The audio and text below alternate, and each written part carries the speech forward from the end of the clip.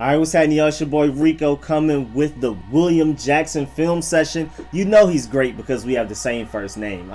But we finally got one film session down, one of the many that I still need to do. I have to get the Curtis Samuel one done. May do a Ryan Fitzpatrick one, we'll see. May do an Adam Humphries one. Definitely plan on doing a few draft prospects, so we have a busy next few weeks coming up leading up into the draft. But again, we're finally here with the William Jackson film session. You already know Street Scores had to come through, and of course, if you're watching this from the general public version of it, you're getting a very shortened version compared to what channel members are getting. So if you pay the monthly fee and you are a sponsor, no matter the level of sponsor you are, if you are just a sponsor for this channel, you are getting the far more extended version. I think by the time this ends, the general public version will probably only be 1/3 the length of the version that all of my channel members get. It will be like a full-blown, we're chilling in the film room type of film session for those guys. And a Street Scores film session would not be complete without us discussing some stats and what he should be bringing to the team before we even get to the film session.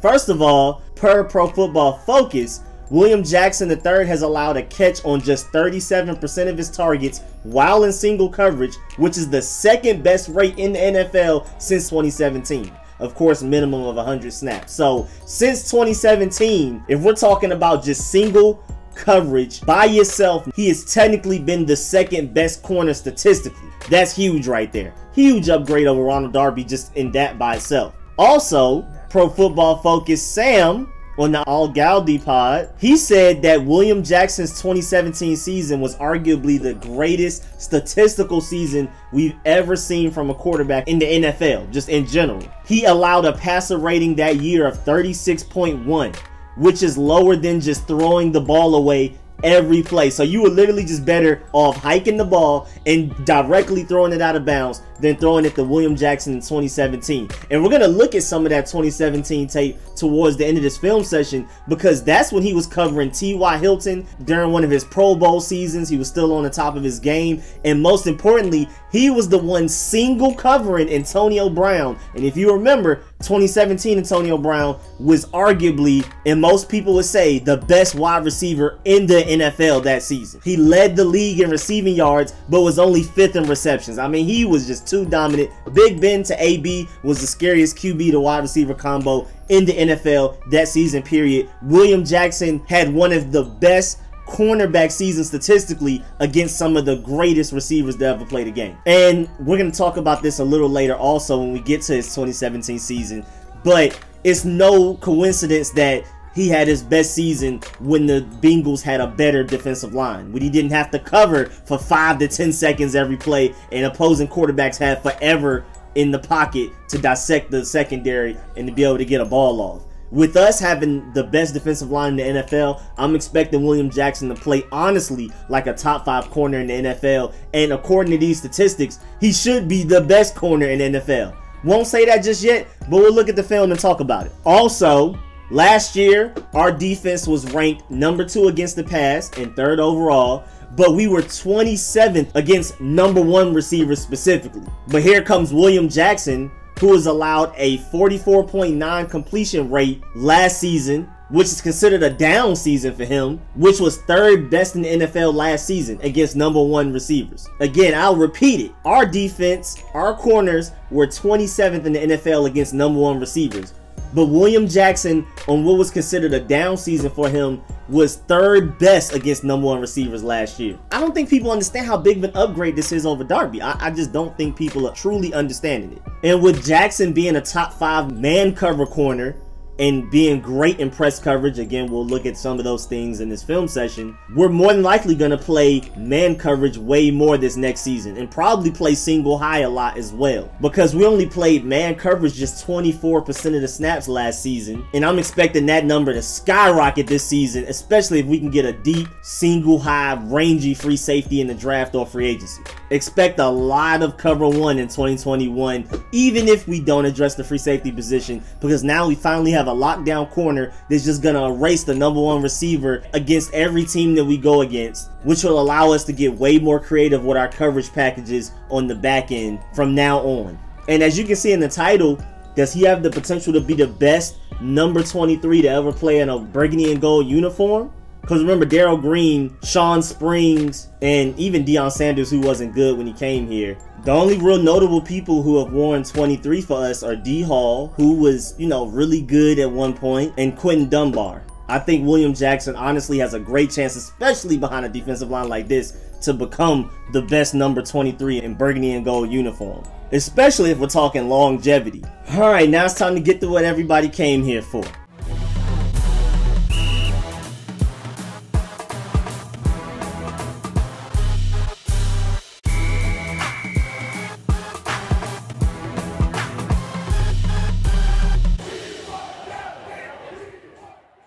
The first third of this, we're going to look at some notable 2020 plays, the good and the bad. We'll start with the good, we'll get to the bad. Then the second third, we'll look at his direct matchup against Terry McLaurin and why training camp should be super interesting this season. And then third, we'll look at some of his best plays from his legendary, historically great 2017 season. First of all, this play right here, great press man coverage. He's at the bottom of the screen, press man, one-on-one. Stays in the way of the receiver, completely messes up the timing, keeps his eyes on the QB, does a great job of tracking the ball down once it's in the air rather than just staying focused on the receiver, and that's big. We're going to talk about that a lot throughout this film session. His ability to cover receivers but keep his eye on the quarterback so he can make plays like this one. But of course, the most important reason that we're here, even beyond just his ball skills, is his press man coverage ability. I mean, he's out here making it difficult and disrupting timing on great receivers and forcing Deshaun Watson into bad throws like this one. And what I like most is that this was a terrible throw by Deshaun Watson because of the pressure in his face. And if any defensive line is going to consistently get pressure like this, it is the burgundy and golds, who has the best defensive line in the NFL. It's going to only get better once we get Matt Ioannidis back. And William Jackson will be able to take advantage of plays just like this one all season. On this play, I like how he keeps his eyes up on the play. He's able to blanket the receiver. This is him right here at the top of the screen. He's able to blanket the receiver in man coverage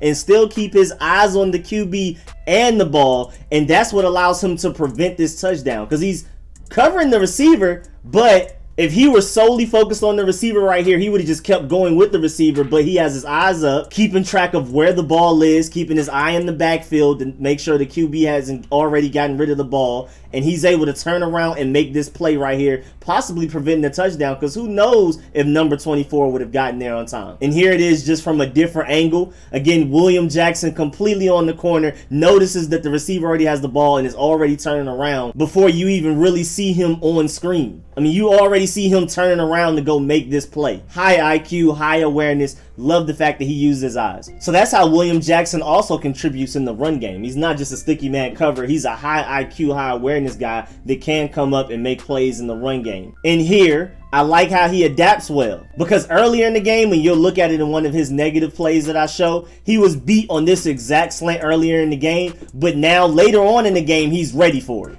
I love the fact that they beat him with it once to pick up a nice little gain, maybe like 5 to 7 yards. I can't remember. We'll get there and we'll look at it. But it was a decent gain, and then when they try to run it against him again, he's ready to make a play on the ball. And even though it is completed for like 3 yards, it's great coverage. It's just a better pass.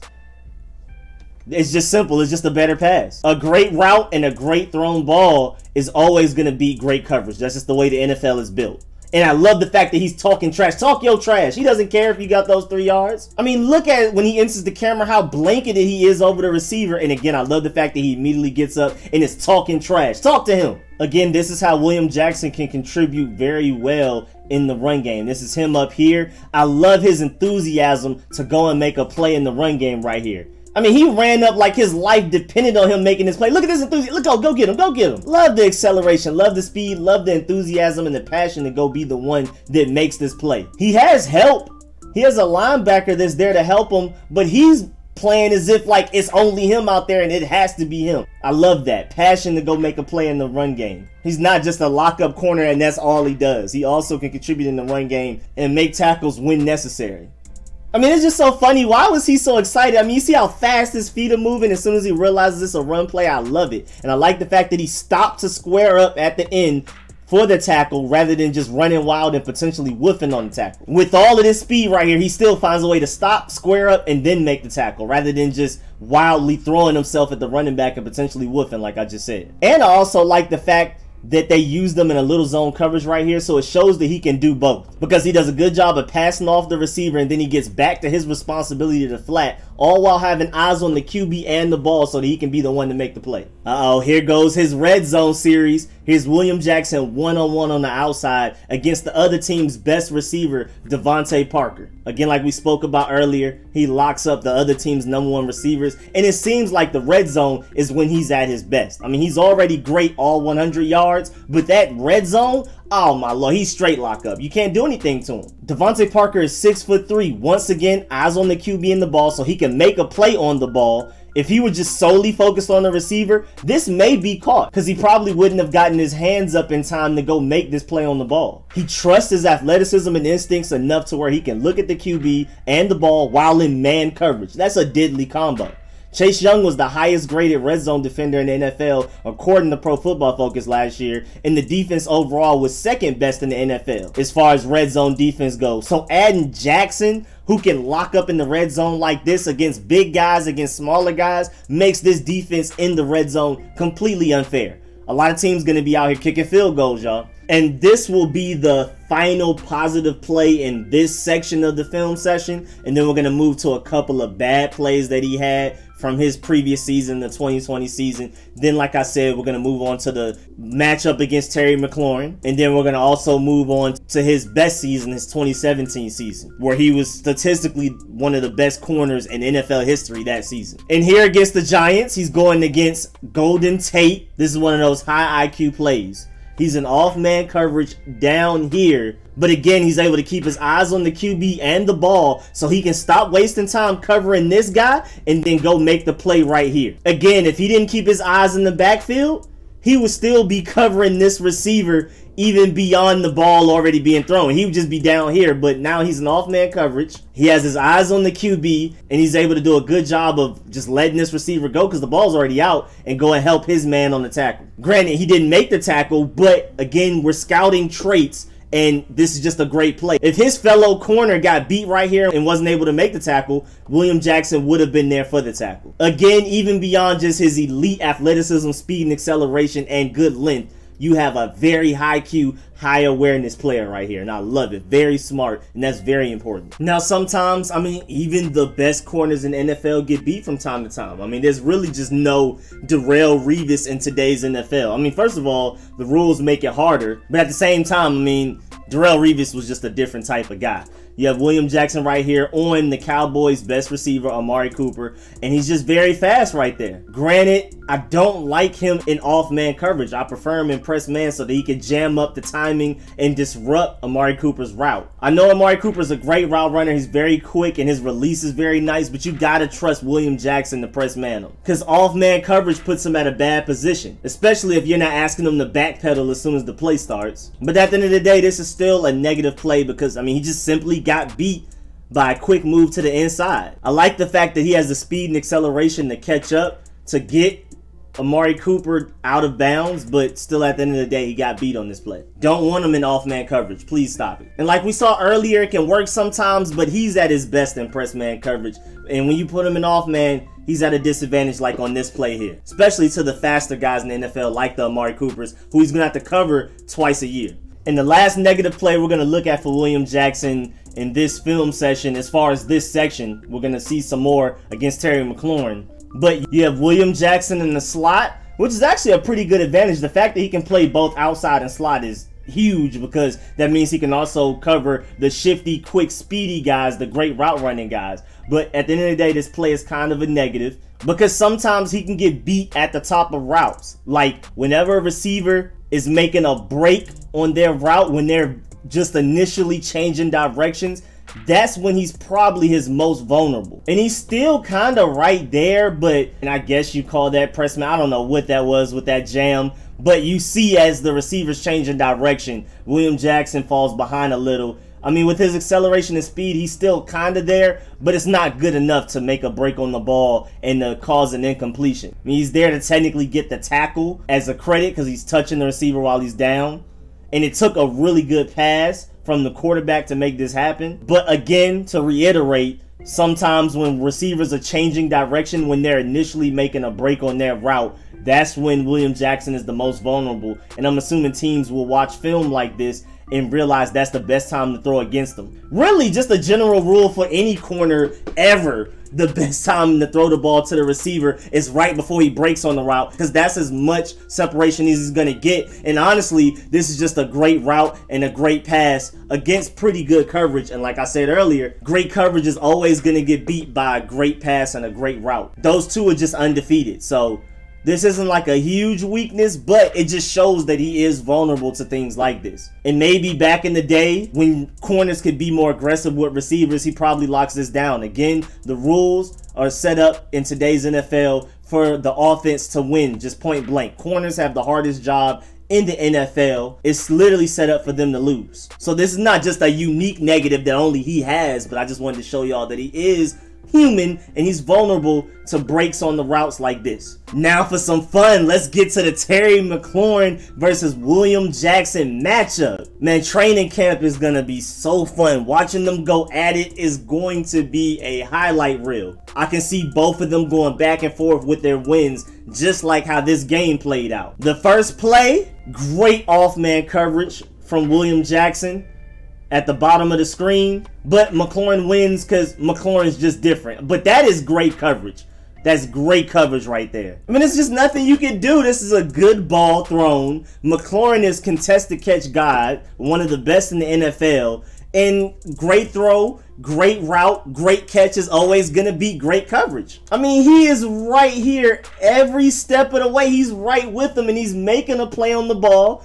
But Terry McLaurin just makes the tough catch because Terry McLaurin is just a different type of guy. So I'm going to give Terry McLaurin this win, but that should not discourage William Jackson right here. If this were most other receivers in the NFL, this is more than likely incomplete. Or if this is just simply a less well-thrown ball, this is incomplete or possibly even an interception. So this is just a good ball and a great catch by Terry McLaurin. Next play up, let's get it. You have William Jackson at the top of the screen, solo against Terry McLaurin. Honestly, really no safety help. Safety's in the middle of the field. No way he can help. So this is just William Jackson on the island with one of the best receivers in the NFL. And great sticky press man coverage. And it was a great release by Terry. This is press man coverage and Terry just being Terry gets a good release on him. William Jackson doesn't even really get to put hands on him. I mean, Terry pretty much goes untouched right here. But Jackson's elite speed and acceleration allows him to catch up with the 4.35 running McLaurin. But there's only like a handful of corners that could be at this position with Terry McLaurin and keep up with him. I don't think you can name 5 guys that can be in this predicament with Terry McLaurin and keep up with him, honestly. Also, he does a great job of getting his head turned around to know when to make a play on the ball. If he doesn't get his head turned around, he either doesn't make the play on the ball or he gets a pass interference for attacking Terry McLaurin too early. I'll show it a little bit in slow motion. You can see as Terry McLaurin starts to make a play on the ball, William Jackson gets his head turned around and makes a play on the ball also, which allows him to make a good breakup on the pass. And again, if he didn't get his head turned around to make a play on the ball, this is either completed by Terry McLaurin or it's a pass interference. Because these are the type of plays that if he doesn't get his head turned around, this is a pass interference on William Jackson. And his ability to get his head turned around, even if he's not watching the quarterback from the beginning of the snap to the end of the play, is just an elite trait that you just don't find in all corners. And a lot of corners come out of college not being able to do this and never are able to learn how to do it. Or at least do it well and especially consistent. Moving on though, and then his final play in his matchup against McLaurin, probably his best win against McLaurin all game. It's almost impossible to stop Terry McLaurin on a slant. Here's Terry McLaurin right here on the outside with William Jackson. And again, Terry McLaurin on a slant is pretty much unguardable. William Jackson finds a way. Here, Jackson has sticky coverage and most importantly has the great ability to poke the ball out, make a play on the ball. This not only takes good length, but it also takes the ability to cover the receiver while having eyes on the QB at the same time. If he was staring straight at McLaurin, he would have no idea that the ball is on the way to McLaurin. So this is a very underrated skill, to be able to cover somebody as elite as McLaurin while keeping your eye on the quarterback instead of McLaurin. I mean, you just don't find that in the NFL everywhere. You just don't find a guy out of the draft that can do that day one. You not only have to have high awareness, high IQ, be very intelligent, but you also just have to have freak speed and freak elite quickness. This is a very underrated skill. That's where his elite speed and acceleration comes in. He is able to use his eyes because he trusts his body to keep up with receivers while not even looking at them. He's not stressed about covering Terry McLaurin and keeping his eyes on him. He has his eyes in the backfield. And of course, you also love his quick reaction speed to go and make this play in the first place, because the ball is hiked in late 10 seconds within this clip, and the ball is already in McLaurin's catch radius at 12 seconds in this clip. So there's a 2-second window at most between the play starting and Jackson getting the hand on the ball. And there's just so much to calculate in between all of that. He has 2 seconds to calculate all of that while also covering one of the best receivers in the NFL. I mean, that's pretty wild when you really break it down like that and think about it. Not too many corners in this league can do this. And as you can see, he's clearly better in press man, so I'm still confused as to why William Jackson was in off man or in cover 3, cover 2 at any point in this game while covering Terry McLaurin. Now, cover 3 can make sense if you make sure the linebacker underneath is playing back more than he was on that other play. But still, I prefer William Jackson in press man coverage like this, making plays like this. This is why he's one of the top man corners in the NFL. Now, just to go back and show y'all some of the clips from that I just showed y'all, just to give y'all a conclusion, he covered McLaurin 90.2% of the snaps of this game, and he only allowed 5 catches on 8 targets for 84 yards, with 2 pass breakups. That's only 13.7 fantasy points allowed to Terry McLaurin in this game, and that was McLaurin's 6th fewest fantasy points all season. So McLaurin technically won, but William Jackson went down swinging and did better than most man cover corners in the NFL would have done. I mean, most corners period in the NFL. And you could argue a few of McLaurin's worst games were because of the QB and the game plan, and not because the corner covering them. I mean, he was getting double teamed against teams like the Steelers and stuff like that. And then that second to last play that I showed y'all went for 25 yards, and I still don't even consider that William Jackson's fault. It was the defensive coordinator's fault, really. So I feel like William Jackson honestly only gave up 59 yards for real.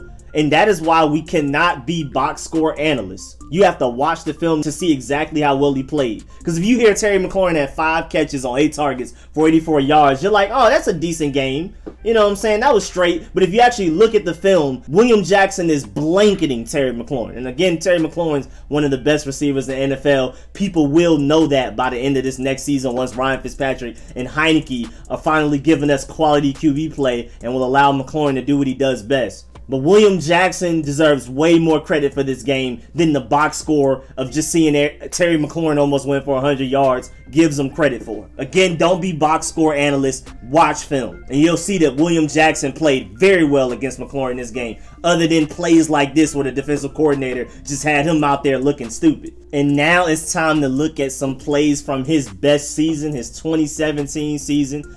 And I just wanted to show just some of the plays that we can expect to get out of him. And it's no coincidence that he had his best season when the Bengals D-line was better than it was these past couple of seasons. There's no coincidence he had his best season when the Bengals had one of their better defensive line seasons and were able to get to the quarterback quicker.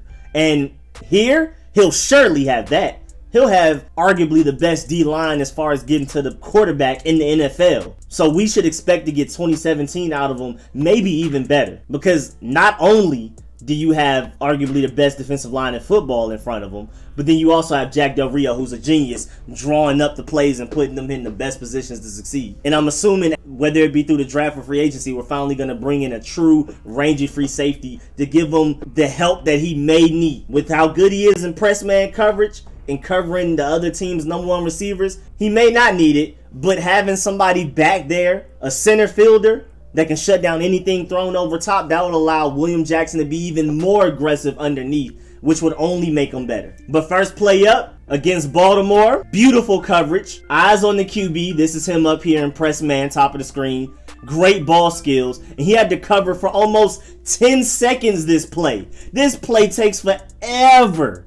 You know how hard it is to cover an NFL receiver for 10 seconds? Again, this is him at the top of the screen, and you just see the quarterback just improvising and doing everything he can while William Jackson is just out here doing everything he can to keep his eyes on the quarterback the entire play and still find a way to mirror the receiver's movements. And don't let his lack of interceptions fool you, because once the ball is in the air, his great ball skills show, as you can see at the top of this screen right here. He's out there looking at the quarterback and makes a great play on the ball. We're going to show you from a different angle. This is a way better angle. Look how he goes up and gets this ball out of the air. Eyes on the QB again, eyes on the ball, and make sure this isn't completed. Because if he doesn't do that, stretch out and get his hand on the ball, this is probably completed. Because this isn't a terrible throw. It's just a great play by William Jackson. Risky throw, but really, if William Jackson wasn't as good as he was, that may have been completed. Uh-oh. Here goes Kenny Golladay. Kenny Golladay. Watch him lock up Kenny Golladay. He's by himself at the bottom of the screen on a complete island against one of the better receivers in the NFL, one of the more talented receivers, and he's locking up Kenny Golladay in the end zone. But like we talked about earlier, he's a red zone demon. You can't throw it to him in the red zone. I don't know why teams even tried it. Granted, this was his 2017 season, so maybe teams didn't know yet, but this is still ridiculous. Teams are going to know not to do this in 2020, especially again with our defensive line getting to the quarterback so quickly. But I love the lockup, because if Kenny Golladay is healthy, William Jackson will be covering this guy literally twice a year for many years to come. And with Golladay being a big receiver, Jackson will be tested in the red zone often. But as we've seen, he passed the test over and over again.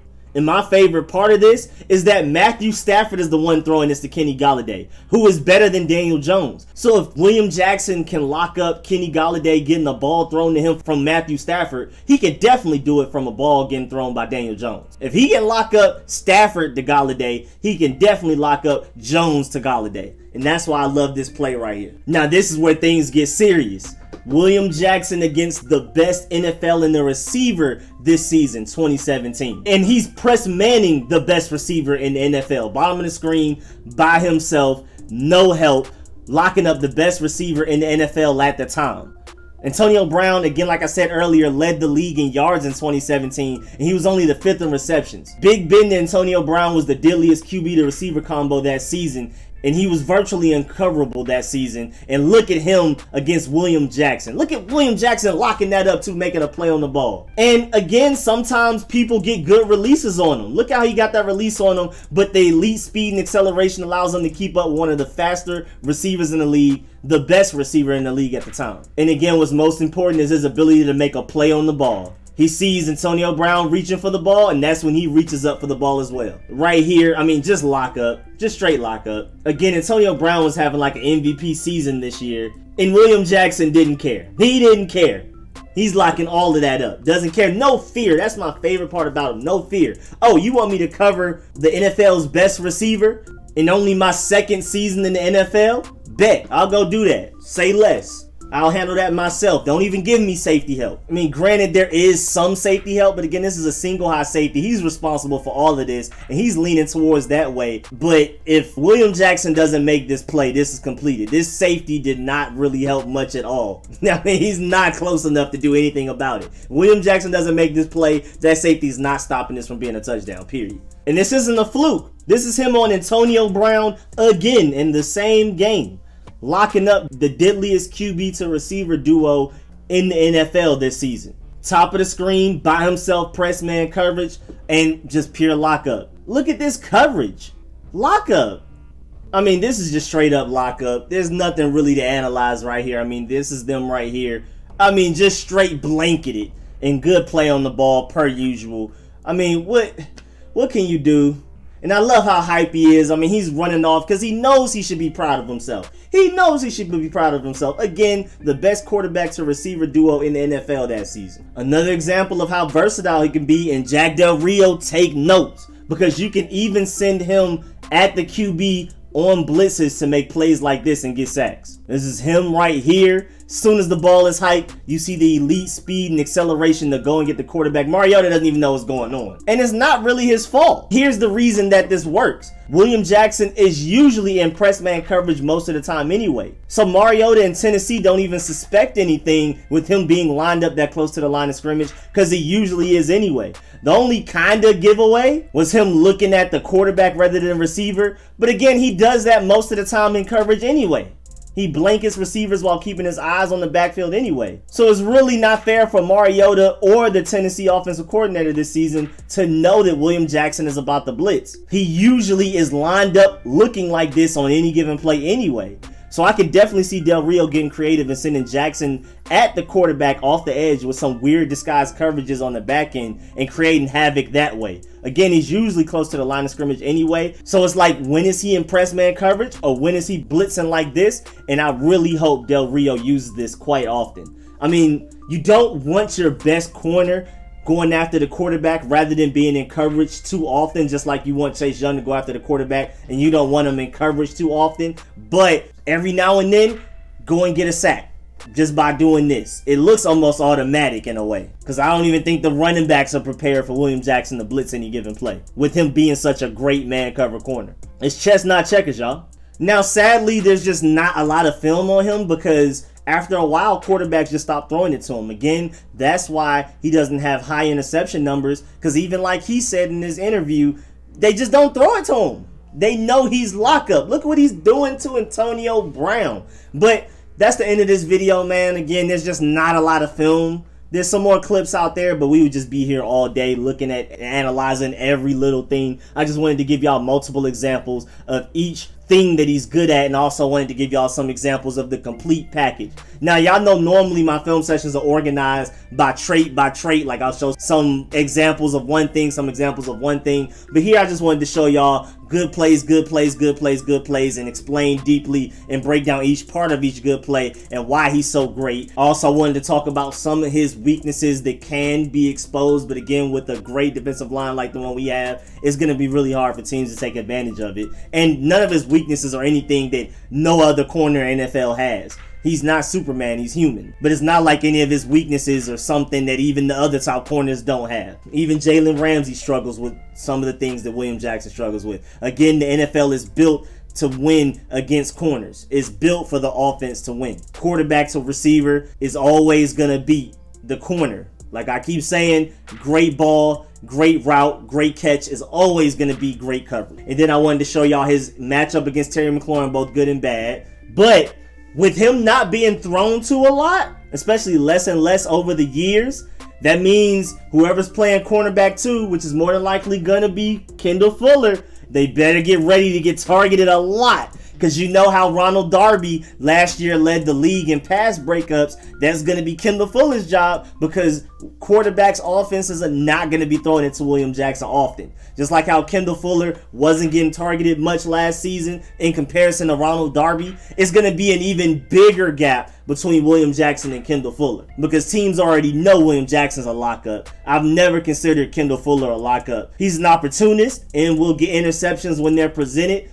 But I'm just not comfortable with telling Kendall Fuller to go guard Julio Jones, Michael Thomas, Mike Evans, Kenny Golladay, all of these guys just one-on-one all game. Just go press man them. That's your responsibility. You lock them down by yourself with little to no safety help. William Jackson can do that. So, hey, Kendall Fuller, get ready to get a lot of targets your way. You better be ready to step up. But hey, man, that's the end of this film session. Please like this video if you liked it. If you learned anything, please get in the comment section and let me know how you feel about this film session, how you feel about William Jackson as a potential lockup corner in the NFL. How do you project him to be for us? Do you see him being a top 5 man corner, arguably one of the best corners in the NFL behind his defensive line? Get in the comment section and let me know how you feel about all of those things. And of course, man, please subscribe. please hit the bell next to the subscription button so you get a notification every time I release a video like this one, my film sessions. Again, like I said earlier in the video, I'm coming out with many more before and after the draft, because after the draft, I'm going to have to do film sessions on the guys that we drafted. So stay tuned for that. Stay tuned for all of the live streams, all of my mock drafts. I've already done 3 out of the 5. We have 2 more to go before the draft gets here.